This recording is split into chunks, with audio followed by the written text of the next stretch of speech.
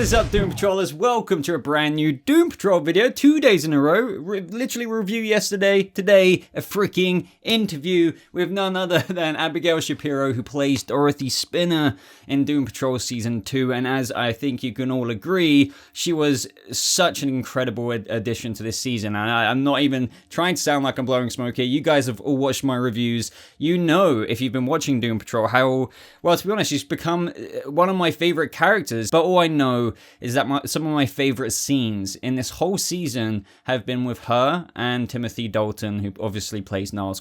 So, as you guys know, Doom Patrol is my favorite DC TV show. So, considering the fact that I got to sit down with Abigail Shapiro for 45-ish minutes, it's another kind of podcast-like interview that you can watch. These questions that I ask, without dragging this out too longer, are ones that Doom Patrol fans would want to hear. Obviously, I ask a lot about her experience with just signing on to the show, because this is her first on-screen camera role. Some of you are wondering about what was the very wish that she made when Baby Doll ended up dying, as well as Flaming Katie. Obviously, we speak about the latest episode, episode 8, which, you know, literally just came out yesterday from the time you're watching this, and a whole bunch more things that you guys have asked yourself, and that's true. I think I asked 6 or 7 of fan questions that you guys submitted to my community tab on the YouTube channel. Doing interviews on the channel is something I've always wanted to pluck up the courage to do, and she made it a very comfortable experience for me. So honestly, guys, I really hope you go on to enjoy this interview with Abigail Shapiro, who plays the amazing, the wonderful Dorothy Spinner in Doom Patrol Season 2. Sorry, I just realized my mic was muted. This is fantastic. Thank you so much for coming on. Yeah, thank you for having me. I actually watched one of your videos.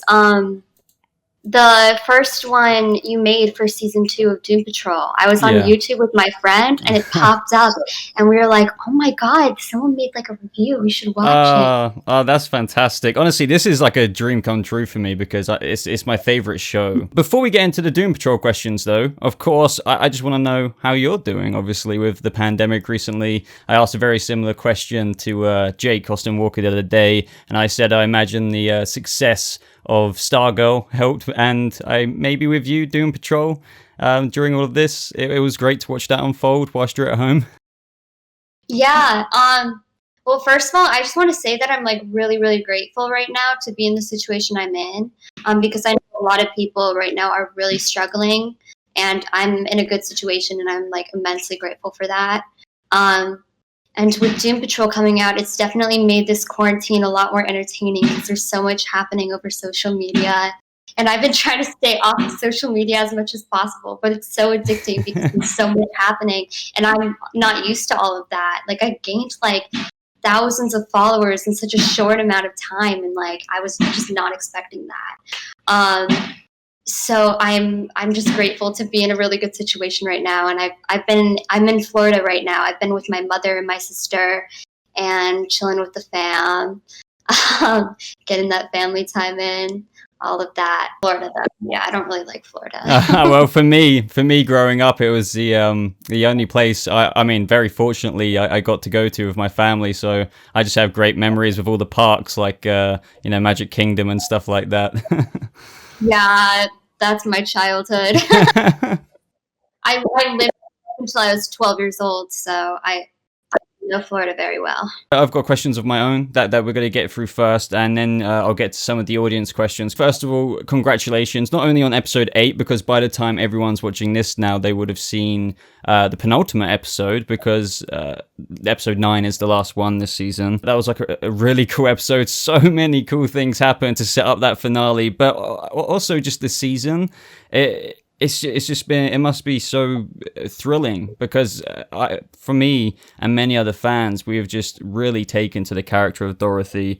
And in episode 8, it seemed to spell absolute doom for not only the Doom Patrol, but the whole world, which, yeah, as I said, sets up for that great finale. And she's even growing older now, which looked as though there was a coming of age moment for her tribal people. And seeing such an innocent character being really confused by all of this, especially a character who's been artificially kept at the age of 11 for many decades. How did you feel when you read episode 8's script? And what were the standout moments for you, would you say? Well, when I first read episode 8, I was really excited because I got to do so many cool things. I was really excited for that moment in the bathroom in the gas station. when she gets her period. It's kind of like a Carrie White moment. And fun fact, when I was preparing for the role, I made this like little collage of different characters that reminded me of Dorothy, and I put Carrie White on there. And so I was like, oh my God, my board is coming true. So that was funny. And I was just so surprised with that cliffhanger at the end of 8. And everything is pooling in wax. And I was also excited for all of the moments with Tim. We had that beautiful scene on the Ferris wheel, which I was really excited to film. And so when I first read 8, I was definitely excited. And it was definitely one of my favorite episodes because I got to do so many cool things. Yeah, I thought it was that. Yeah, again, I love the moment, as you said yourself, in the gas station bathroom, because Dorothy hasn't had that kind of parental relationship. Like Niles treats her very young, and then obviously that lady was helping out quite a bit. And yeah, the scene had the episode had so many beautiful scenes between you and Niles, and that's something I'll touch on in a little bit as well. I just can't wait. I haven't seen the finale yet myself. I've got access to it, but I try and record the review first so people don't realize I know what's really going to happen in the next episode, if you know what I mean. Yeah. The finale is crazy. Oh God, yeah. Is there actually anything you can tease? I mean, obviously this, I guess, follows up, from those standout moments in episode 8. I know you can't give away too much. And I know episode 10 as well. Obviously, that's when the pandemic, and I believe you only had a couple of days left. Is that correct? Yeah, we only had a couple days left, but I mean, that happened to so many other TV shows too. So we're, but yeah, if there's anything I can tease from 9, I mean, more candle wax, definitely. Oh. I think people are going to be very excited about that. So, when you first got the role of Dorothy, were you aware, where your character was going to go this season? Because I know you said in other interviews, and I try to check out as many as I can, that you've read the Doom Patrol comics to some degree. So perhaps you had an idea of Candlemaker already, since he goes quite hand in hand with Dorothy. But did you expect the show to adapt it in this way? Actually, not really. I expected it to be like more close to the comics within the Candlemaker arc, but I'm really happy with how it turned out. The writers are fantastic on this show. Whenever I read a script, I was just always amazed and sucked into it. Because sometimes reading scripts can be like a little boring if they're not well written. But I just loved reading the Doom Patrol scripts because they were so well written and it really brought you into the world. But yeah, when I first got the role, I didn't know much about it. So it wasn't until after I got the role I started reading the comics and watching the show and really doing research. I read the Grant Morrison comics and the Rachel Pollack comics, and then I watched the whole first season. And yeah, I was just really grateful to be a part of the show. And it's my first TV gig ever, so I was just so happy that Doom Patrol is my first on-camera experience. And I honestly couldn't have asked for a better experience because the team is just so wonderful to work with. It's interesting you say that, because the following question was just, obviously it's a great comic book run in the superhero realm of DC, of course. And, I'm sure a lot of actors at some point in their career would just love playing a comic book character, any kind of comic book character. But, obviously the Doom Patrol are more of a dysfunctional family, winging things and coming out the other end somehow or another, usually. And that's what I was literally about to ask. What was it literally like, landing your first on-screen role as a comic book character? That's just that, also on the show that has such a connection with its fans. That's something I really love about this show as well. Yeah. It was honestly just a dream come true. And like, I had a really cool audition experience. I've talked about this in a lot of my interviews, but I'll tell the story again here for everyone who doesn't know. Yeah, of course. So the day before I got the call for this self-tape for the audition, my friend was telling me about the show. And he was like, there's this show called Doom Patrol. You really need to watch it. You would really, really like it. I'm like, I'll get to it at some point. I was in school in university. So I didn't really have that much time to like watch TV shows and stuff. So then the next day I got the call for this self-tape, and my agent was like, this actually is a good role for you. You should really think about auditioning. And I wasn't really auditioning for anything that conflicted with school because I really wanted to take a break from working and really focus on my training. But I was just like, why not? I'll just send in a self-tape. Nothing ever happens from self-tapes. I won't get it. It'll just be a good experience, like a good way to practice my craft. So then my sister Millie helped me with filming the self-tape. She always helps me with my self-tapes and all that. And then a few days later, after I'd sent in the self-tape, I was like, what is that show? I should really look up what I actually auditioned for. So I looked up the trailer, and then as I was watching the trailer, the callback came in. The email for the callback. Right as I was watching the trailer, I'm like, oh my God. So then I started watching a bit of the show. I only had a few days, so I didn't have a chance to watch the whole first season. But they said to like watch the last episode. So I watched the first 2 episodes and then the last episode, and everything, of course, was spoiled. But just to know where my character was coming from and everything. And then the callback went well, and I got to go in the Warner Brothers building in New York, and it was so cool.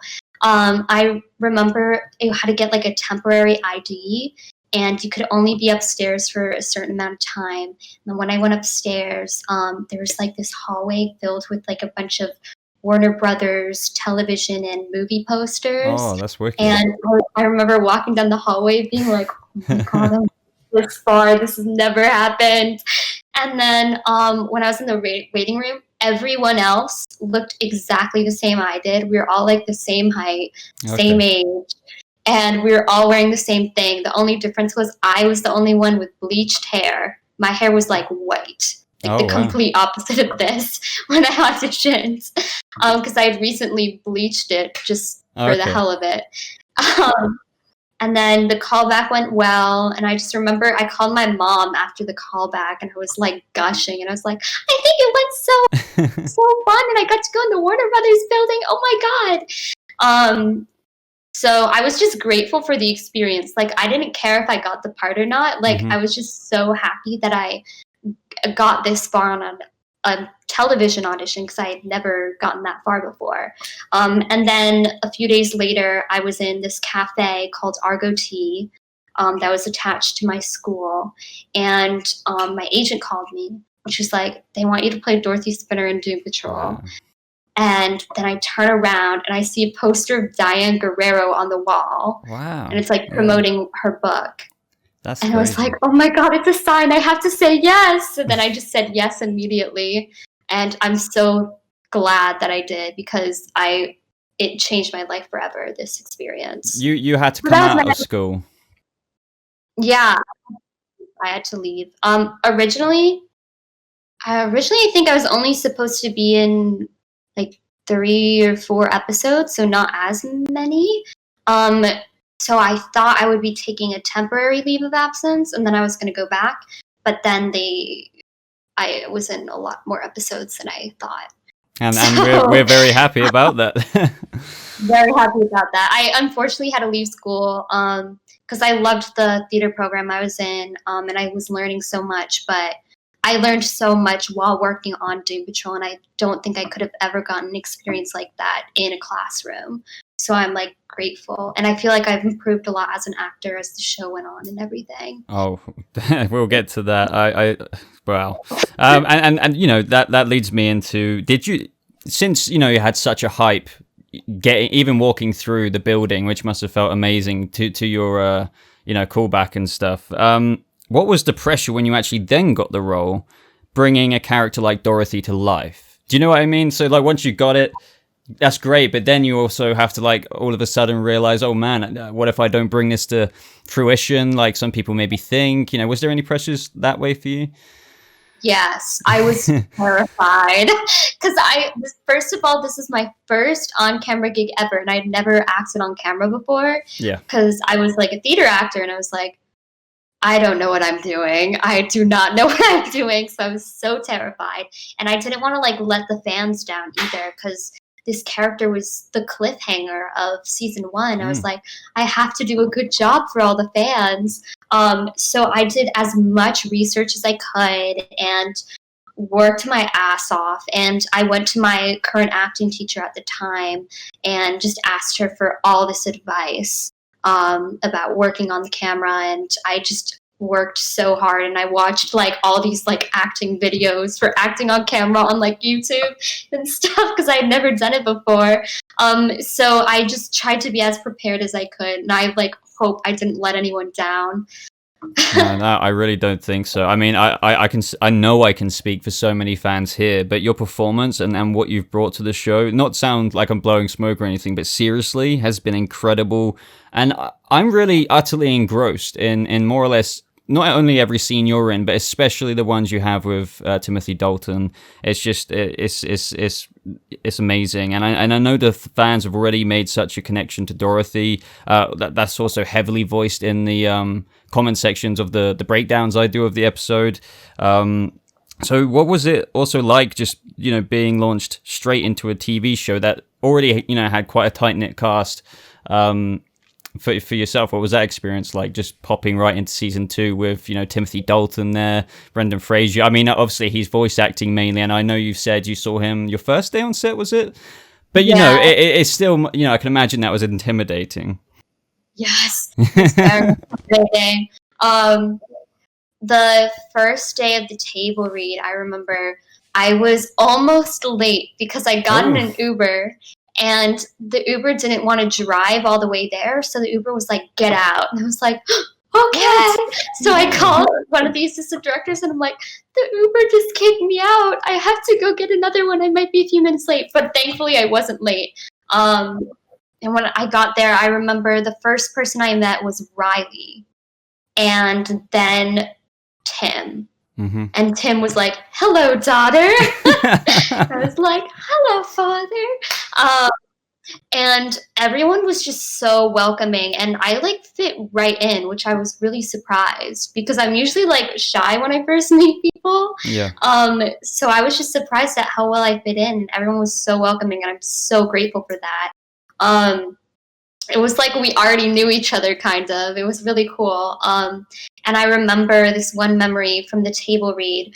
We each had a meeting with Jeremy, like right before the table read. And every time someone would come out of the meeting, we'd be like, did you get the part? And they'd be like, yes. And we'd all like jump around the room and cheer. It was so cool. Funny.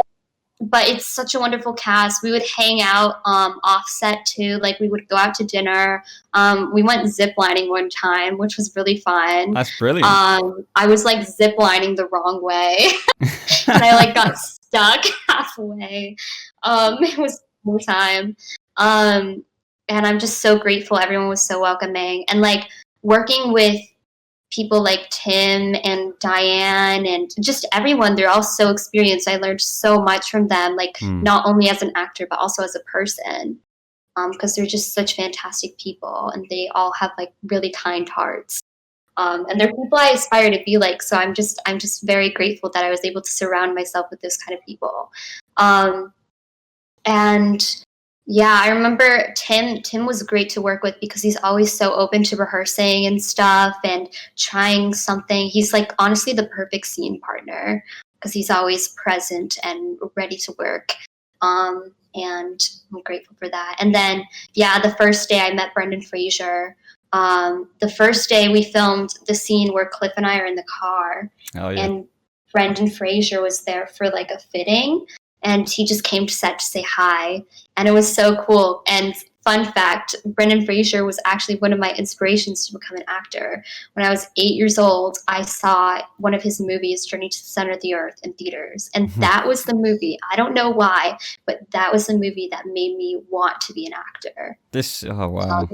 So it's like surreal that I'm like in a TV show with him now. It's so cool. And he's honestly the sweetest person ever. I'm so glad I got to like work with him a bit. Yeah, the cast. I'm so glad to hear that. I mean, I think so many people would appreciate the little tidbits like the zip lining you did and the things like that.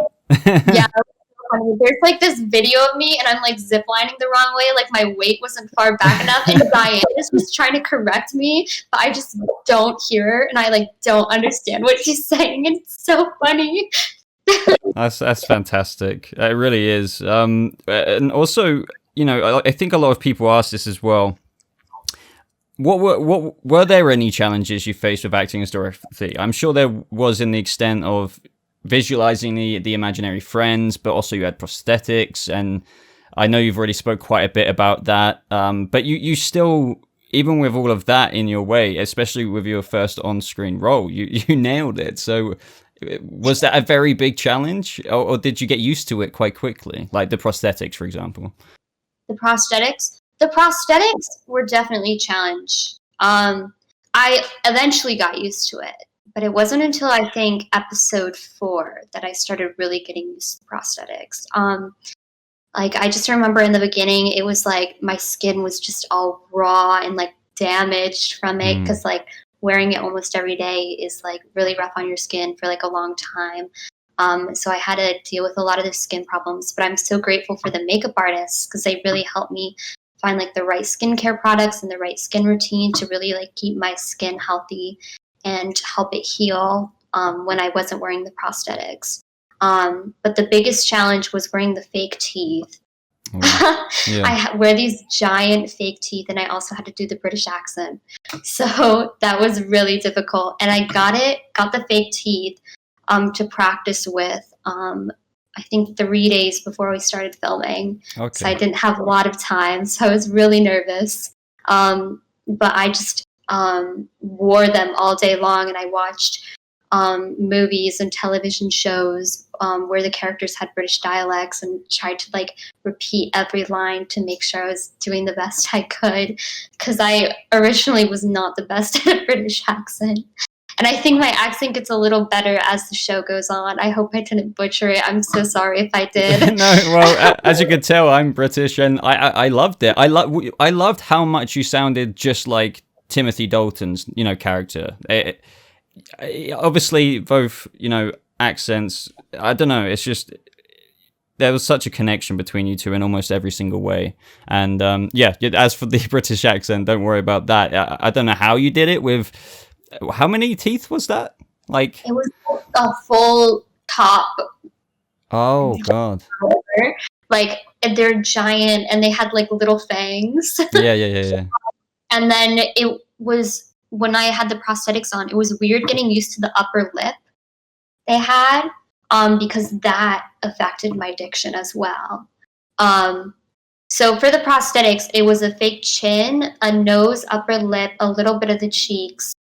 Forehead, and then fake ears, and then the fake hair. The fake hair I hated, but everything else, like, I ultimately got used to. And I imagine that took like at least a couple of hours. It took, in the beginning, 3 hours, and then most of filming it took around 2 hours. And then one of the last days, we got it to 1:45, which was the record, which was great. And it wasn't boring sitting in the chair, because Derek and Eric Garcia, shout out to them. They're the most talented people ever. I love them. They were so fun to be around, and we always just like made fun of each other and goofed around, and we would listen to an 80s radio on Pandora, and it was like the same 80s playlist. I have no idea why we didn't change it. But it was like the cringiest 80s songs, so everyone would always know we were there because of the cringy 80s music that was coming from the makeup trailer. Yeah. It was so funny. And like every so often we'd take like a break, like while we were doing the makeup, to just watch like funny videos or like a cat video or something.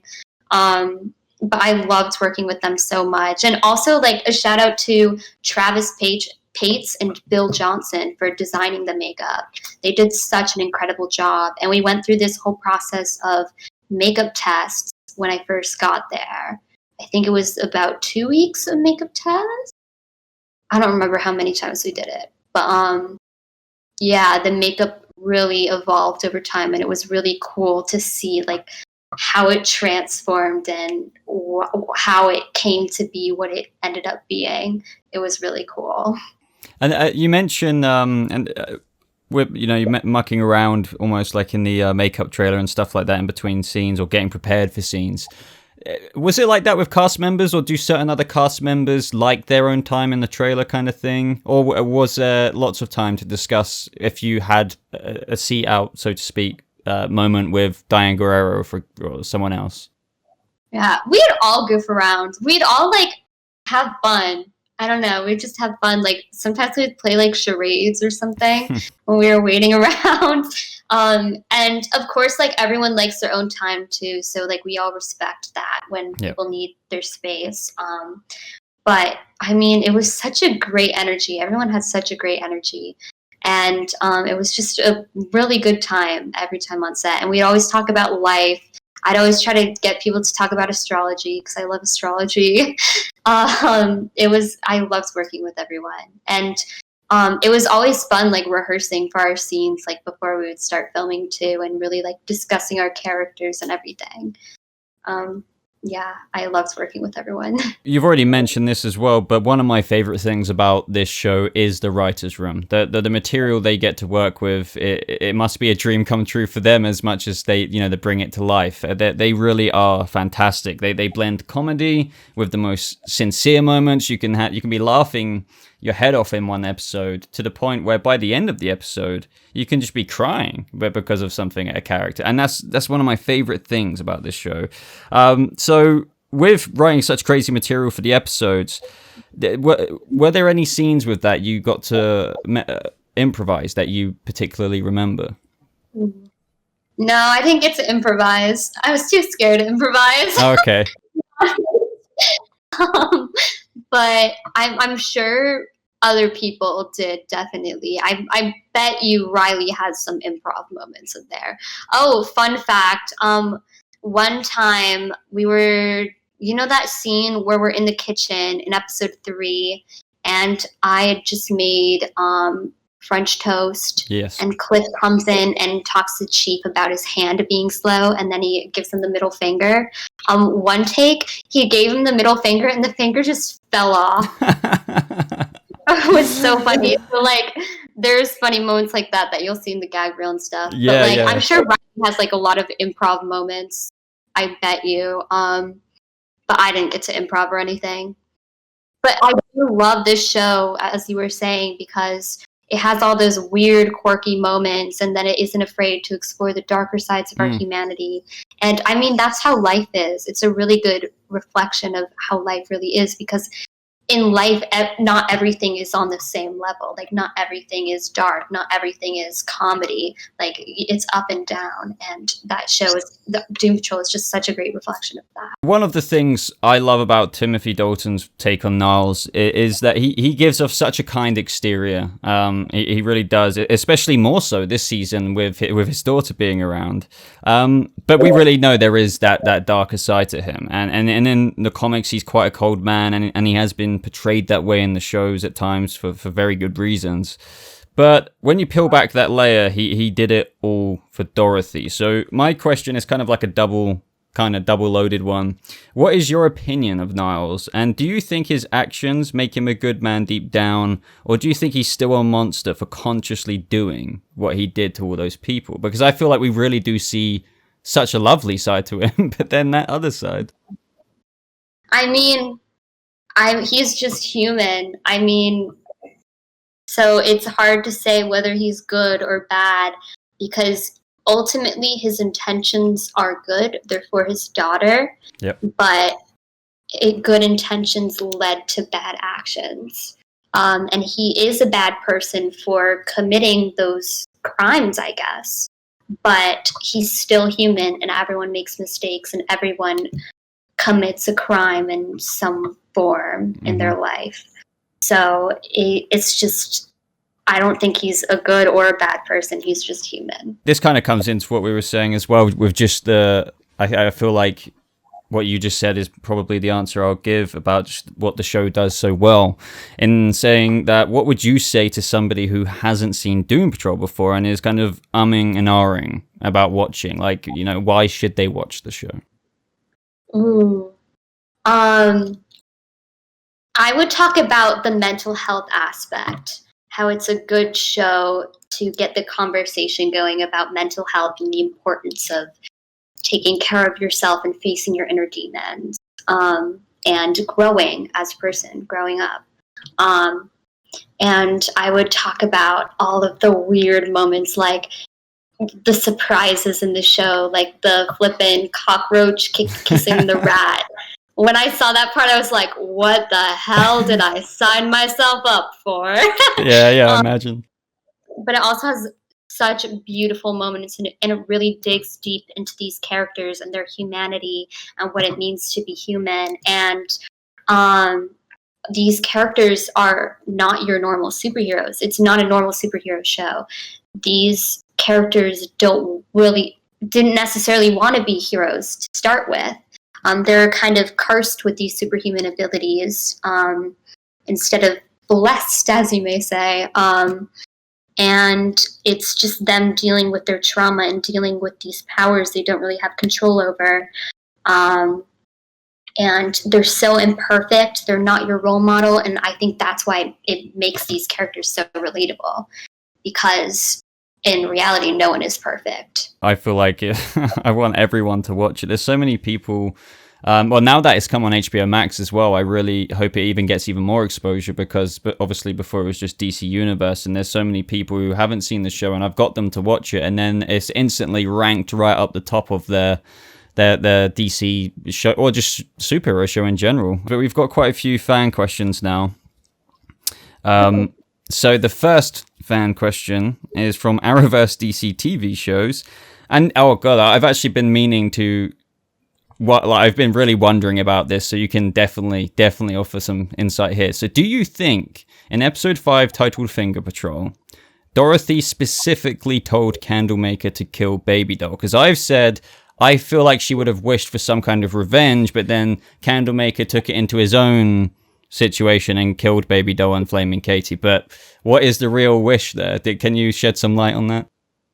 Yeah, I think the real wish is what you were saying. She wished for revenge. Yeah. Because Dorothy would never want to kill someone. But her imaginary friends, on the other hand, they're a little different from Dorothy. So,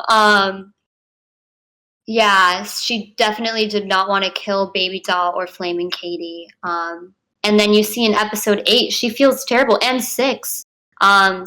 I mean, in 6, she's just entirely in grief for her friend who just died, Manny, and also for Baby Doll and Flaming Katie. And Jane, she just feels so bad. That's why she just runs away to space to try to escape everything. And then in episode 8, she's still dealing with that grief. She's dealing with that grief like the rest of the season. Like in 8, she's trying to make amends to Jane. She wants to win something for Jane when she plays that game, and wins her like the Big Blue Bear. So she definitely did not want to kill Baby Doll or Flaming Katie. Yeah, that's really sweet. The Candlemaker is just evil. Yeah, I almost forgot about that. That fair moment when Niles was really egging Dorothy on. Yeah, no, I was so bad at that game.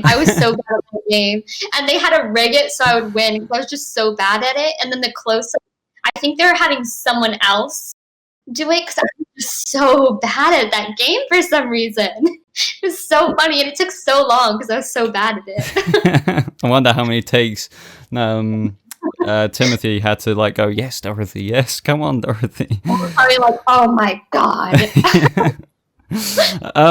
So Leonardo, Intium, I'm sorry if I butcher anybody's names, Mendez. What was the most complex or compelling aspect of playing a character like Dorothy for you? Definitely her mind, exploring her mind. She's been locked away for so long. I did a research on what happens to a person when they're locked away for that long and kind of held hostage in a way. I feel like that was one of the most challenging parts of the character. Really getting that sheltered kind of aura across, you could say. I just love playing Dorothy, though, because she has so many layers to her. Gorgeous Women of Comic asks, do you feel that playing Dorothy has been the type of role that brought you out of your comfort zone? And can you relate to your character Dorothy on any level? And she says, also, great job. Thank you. Wait, what was the question again? No, sorry, double loading these. So do you feel that Dorothy has been the type of role that brought you out of your comfort zone, and can you relate to your character on any level? It definitely brought me outside of my comfort zone. I've never really played a character with this kind of trauma before, so that was new to me. And I've never really had to get that emotional before as an actor. So that was new, outside of my comfort zone. But I love going outside of my comfort zone. I love challenges, especially as an actor. It's so cool to be able to do that. And wait, what's the second half of the question? Why do I keep zoning out? No, it's okay. It's okay. Can you relate to your character on any level personally? Yeah, I think I definitely can. Dorothy has a deformed face, and I grew up with a rare disorder. So I relate to her in the fact that I grew up feeling very ugly and wanting to hide my face from the world. So I relate to her on that level. Okay. This kind of ties in as well. The Parrot asks, how has she found the response from the fandom? Like, do you try and avoid that kind of thing, or do you look into it at all? And if you have, how have you found it yourself, the reaction to Dorothy Spinner in season 2?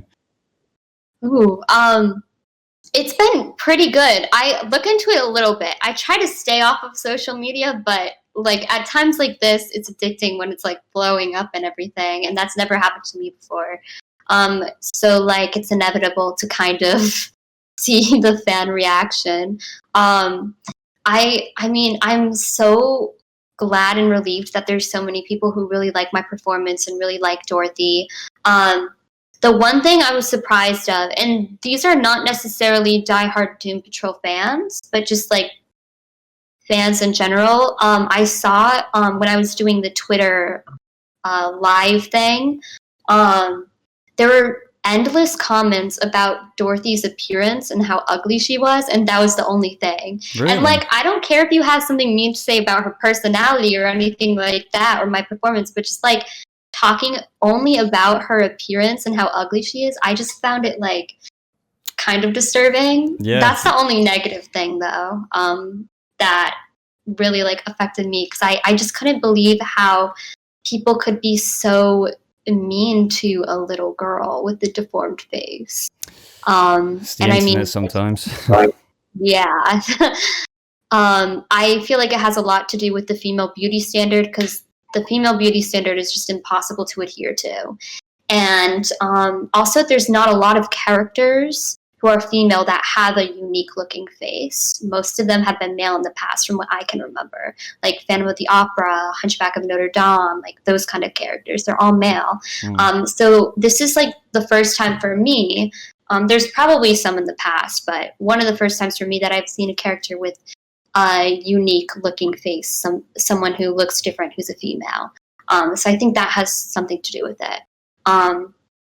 And I mean, I filmed a video of me talking about I remember beauty in general, how beauty is multifaceted, and we need to learn how to look at beauty in a different way and try to find the beauty in things we don't like, things that we think are ugly. And I think the character of Dorothy is a good way to do that, to look past her appearance and see her as the person she really is.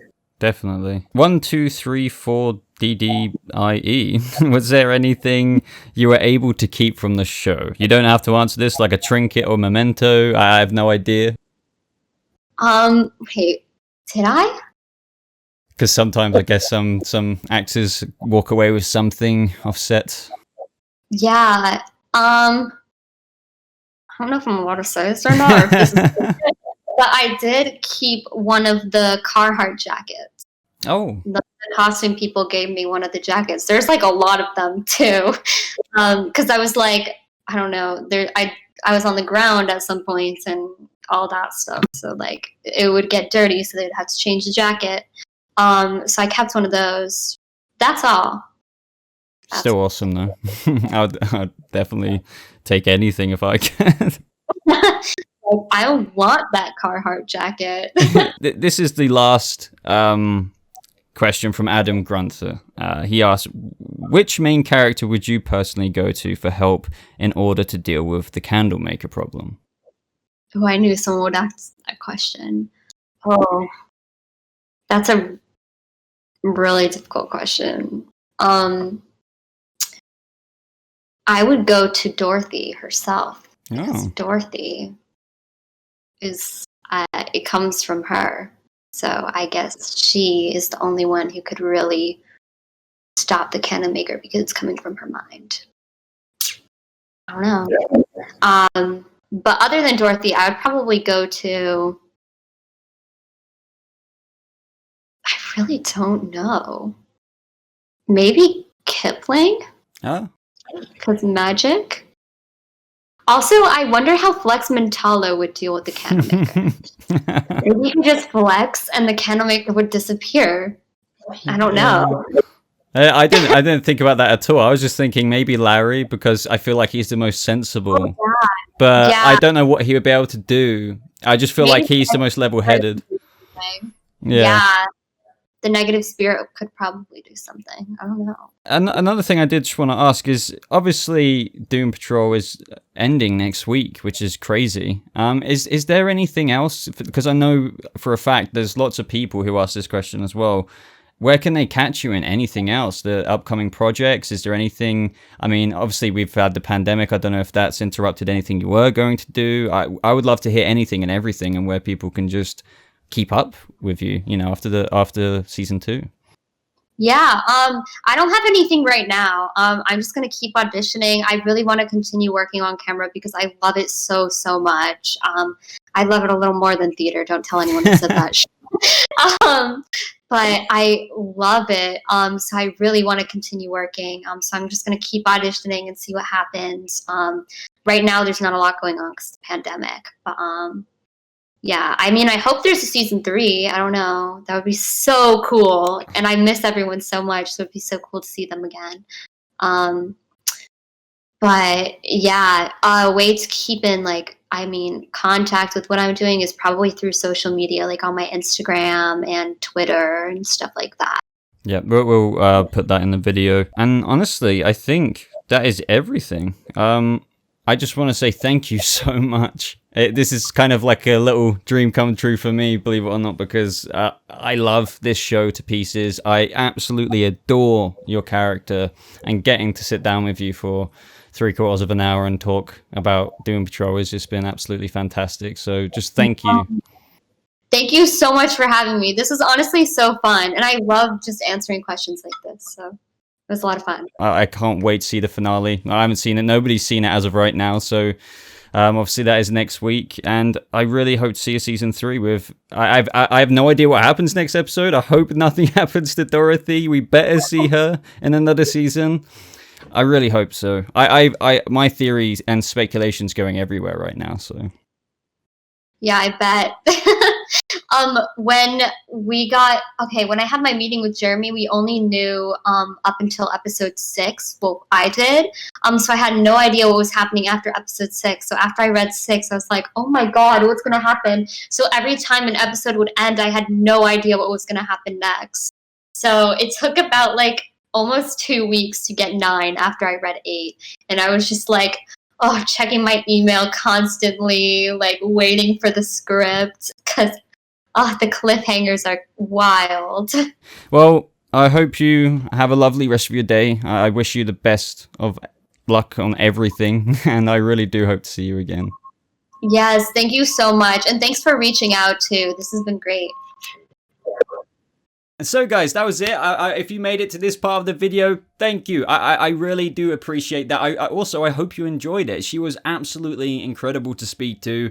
I haven't done many interviews in my time, so getting to interview Abigail Shapiro, who literally plays one of my favorite characters on the show, was was an experience, one that I'm very, very grateful for. And if Abigail, if you're somehow watching this, which maybe you are, thank you, thank you, thank you. It was a blast. But other than that, guys, leave me your thoughts on everything me and Abigail had to talk about in this interview, and just anything else, your predictions for the finale, just everything Doom Patrol. Just put it down in the comments below. If you want to talk to me personally a little bit more, you can hang out with me on Twitter. Links, as always, are in the top pinned comment, my Instagram, and also my Discord server, where I do engage in voice chats with you guys, and we can talk about Doom Patrol there and a whole bunch of other things. I think that is just about everything. So other than that, if you haven't liked the video already, and especially if you've got this far, like it, I'd really appreciate that. Share this video with your DC TV friends, your Doom Patrol friends. That would be greatly appreciated. I would love for this video to get out there a bit more. But yeah, thank you so much for watching, guys. I hope you have a lovely rest of your day, and I'll see you Doom Patrollers in my finale review next week. Goodbye.